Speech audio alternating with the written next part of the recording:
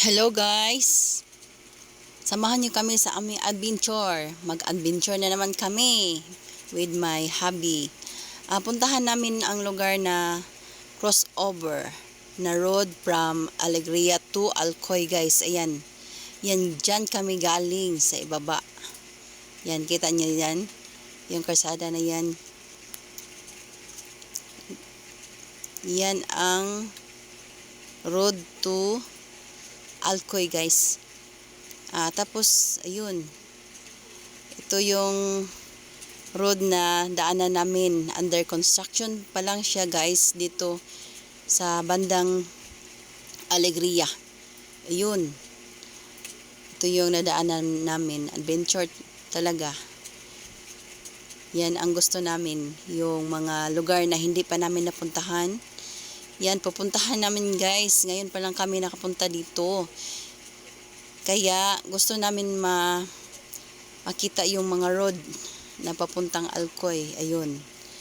Naabot na kami dito sa bandang road na maayos na ang kalsada guys. Ayun.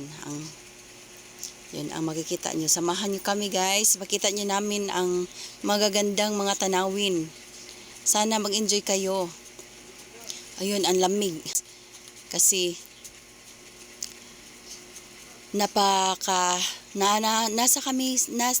dito kami sa tuktok ng bundok. Kasi pa-cross siya guys eh. Yung Alegria is bandang south ng Cebu yan. Tapos parang pa-shortcut siya patungong Alcoy guys. Yung lugar na Alcoy is south din pero pakabila siya. Yun, yung makita mo patungo na yan ng Alcoy. Yung may nakikita na kayong dagat, yun ay Alcoy na dyan. O makikita nyo yung tanawin. Wow, ang ganda diba guys? Mapapawaw ka talaga pag andun ka. Ang sarap na pakiramdam. Yung ang tingin mo parang ang layo ng abot ng tingin mo. Ang sarap. Mamawala talaga yung mga bigat sa pakiramdam mo.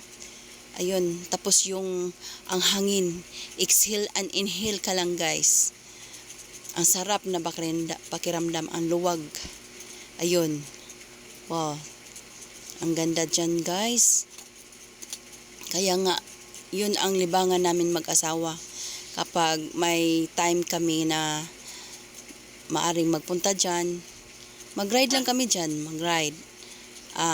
Yun ang gusto namin, yung hindi pa namin napuntahan, yung mga road na pa-cross or pa-shortcut na mga daanan dito sa Cebu. Ayun lang guys, sana nag-enjoy kayo. Thank you for watching.